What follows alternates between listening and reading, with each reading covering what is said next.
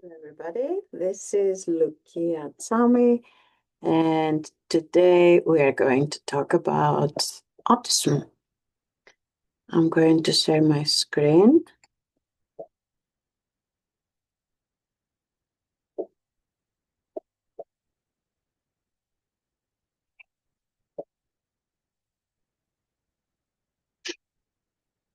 I'm going to share my screen. There we go.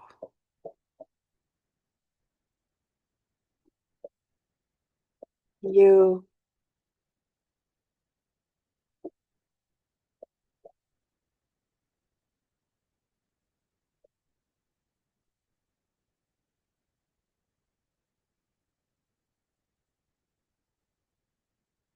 I don't use Google Slides, so slideshow. There it is. All right. So we're going to talk about identifying autism. One of the first steps is screening. This presentation is dedicated to Fatima Abdul Hakim from Sokoto for inspiring the presentation.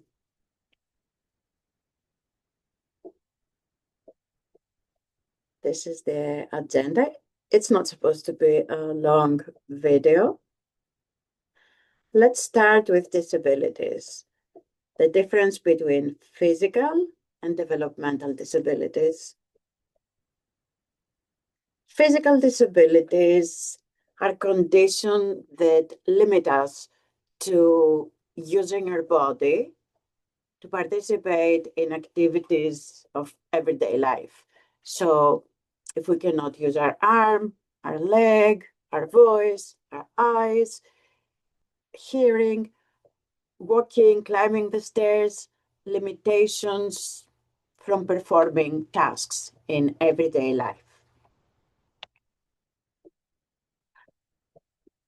I want to say that almost everybody at some point will have a physical disability, either because it can be temporary, like, you break your arm or you break your leg, or it can be chronic. But one reason or another, either, by growing old, we will have a disability. And sometimes we are born like this. Sometimes we just have accidents or acquire them while we are alive. Big list of physical disabilities in the US. They estimate 1 in 4 people have some form of physical disability. So this is a question. Can you recognize if a person has a physical disability? If you look at somebody, do you understand if they have a physical disability or not? No, you cannot. Sometimes you can, but not always. Maybe the person looks like they are okay, but their leg is not, or they cannot use their leg. So we cannot always tell by the way people look. Let's go to developmental disabilities. Developmental disabilities are very different because there is an impairment in the brain. It's the learning, it has been impaired. Like it's the development is impaired. So the typically developmental disabilities happen before the babies are born, before people are born. So some examples are intellectual disability, CP, autism. There is other genetic disorders, mutations that are maybe due to complications during birth, etc. So Can you see somebody has a developmental disability? Sometimes, but not always.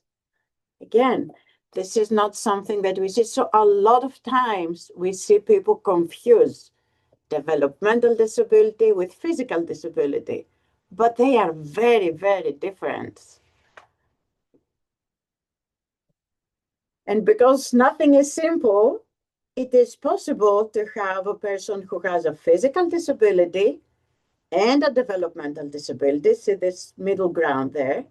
Or you can have a person that has only developmental disability but no physical disability, vice versa. Okay, so let's test now. A person who lost his arm due to an injury at work. Is this physical disability or developmental disability? It's physical. It's his arm.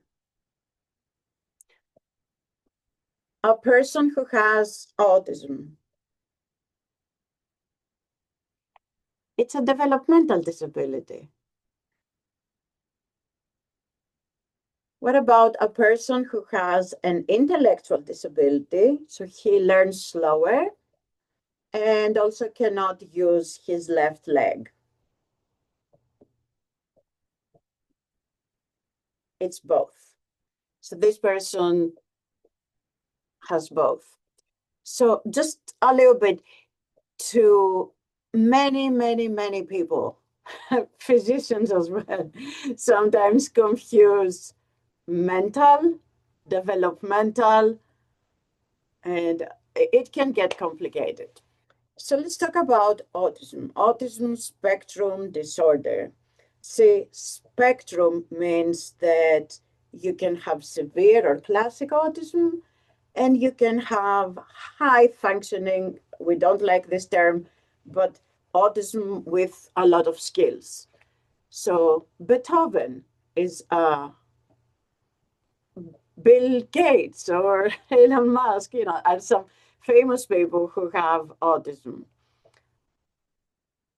So autism spectrum disorder means that this person can be anywhere in the autism spectrum. And there is some of us that we don't like this term because it groups too many people together and it's confusing.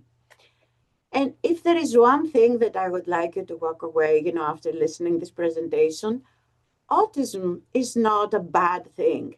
So typically when you hear autism, like somebody's child has autism, they're like, oh, it's not a bad thing. It is not always a bad thing. Does it mean that it's good news? I'm not saying that it's good news, but it's not bad either. It is, like if somebody has blue eyes, is it bad or is it good? It's just the way it is. People are different. Autism is just autism. If you have a child with autism, you don't know, maybe this is the kid that makes you proud. It doesn't mean that because the person has autism, that these are bad news. So this is the official the definition is a condition where the brain is working different and people think different and associate different and language and social skills are a little bit more difficult. The symptoms include trouble talking, especially during the early years, difficulties with relating to other people, repetitive movements. We see either body movement or vocalizations that are repetitive, ritualistic behaviors.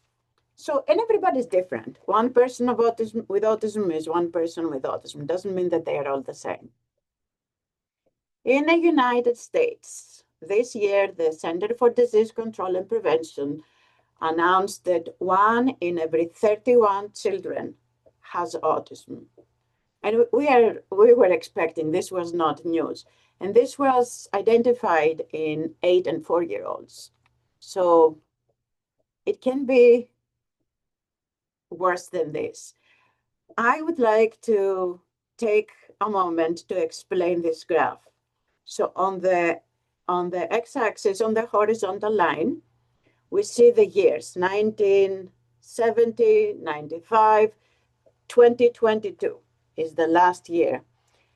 And we see that in 1970, one child for every 10,000 had autism.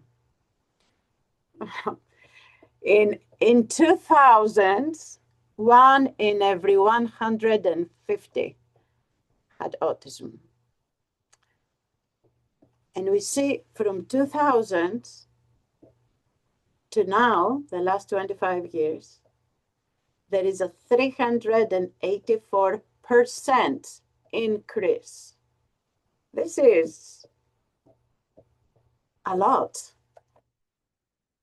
If nothing changes and the acceleration continues to be the same, the next 25 years, it will be 1 in 6. So why? Why is this happening? Oh, just some important information. You can type CDC and you can find a lot of these studies. It's more prevalent in boys than in girls, so some genetic, something we don't know yet. And it does not matter if you're wealthy or if you're not. Your race has nothing to do. We see across socioeconomic status and, whatever race. Also, it's a disability that affects development, is not contagious, is not caused by vaccinations, it's not because of the parents. We don't know why. We yet don't know why. What about Nigeria? So there has been different studies in various regions, and the quality of the research is not as comprehensive because there is no records, there is no data, just like in the United States. So the researchers have, have been trying to identify things is way more difficult, but it is not much different. There is different studies in different regions, and there is variability, but we have no reason to believe that one region is very different. It's rather the quality of research that we are able to conduct with a lot of limitations. So, if you're a student, please, this is a very good area to do a study. We need more data. There is researchers that, that they put a lot of time and effort. And there is research in Nigeria that is very, very useful. I cite the studies all the time, but we need more. Having a sibling on the spectrum is making it more likely, or older parents, but these are not causes. We see comorbidities, implications during birth, but this is not the cause of autism. We don't know yet. In Nigeria, from very conservative to between 1.5 to 5.3 million children have autism. Many never receive the diagnosis. We can change this. The people that typically diagnose are psychologists, pediatricians, and neurologists. And we can have from 15 to 18 months, a valid diagnosis. Early intervention. So early diagnosis leads to early intervention, and early intervention is very important. Huge difference in the outcomes. So it is so important for your community if you can identify autism early.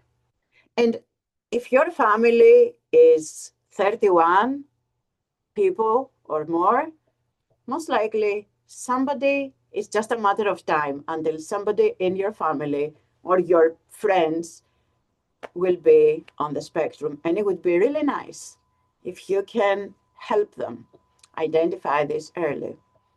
This is the Diagnostic and Statistical Manual that we use in the United States. The DSM-5 is the most updated one. Screening. So what is screening? Is the step one towards the diagnosis. It is some questionnaires, some checklists that are asking about language and movement and the thinking, the behaviors that lead to identify if the child, is likely to have an autism diagnosis, and then we send a referral. So it is very important, and it's not very difficult.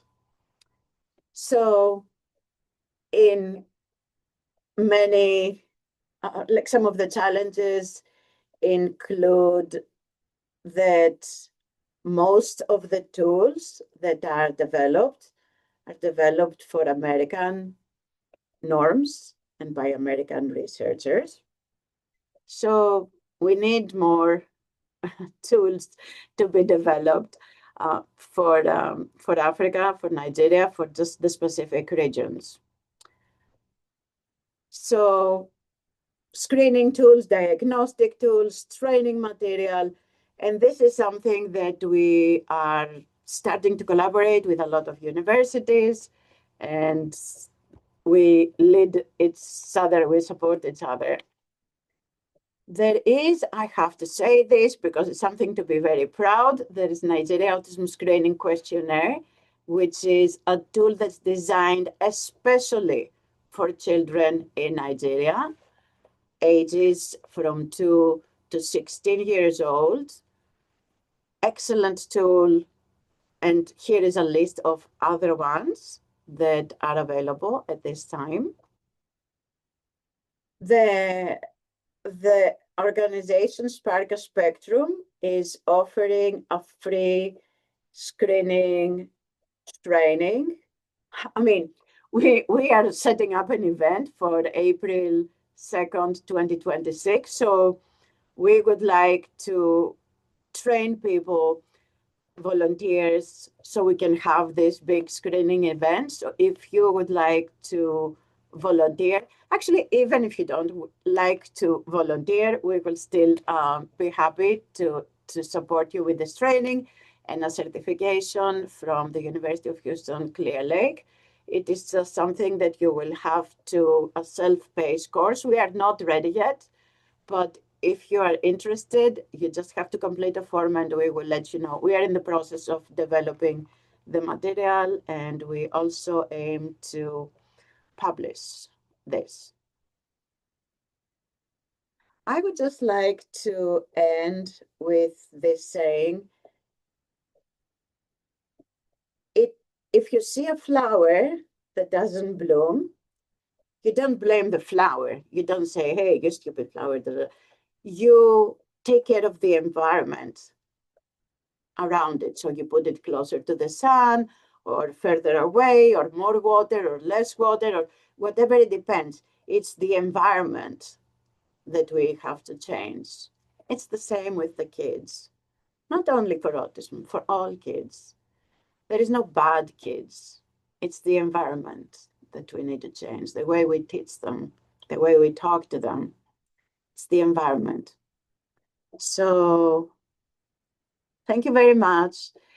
Please, if you hear the word autism, try not to have a negative image. It can be a beautiful thing. It is up to us how we make it. So thank you very much. And thank you, Fatima, for the inspiration. Take care.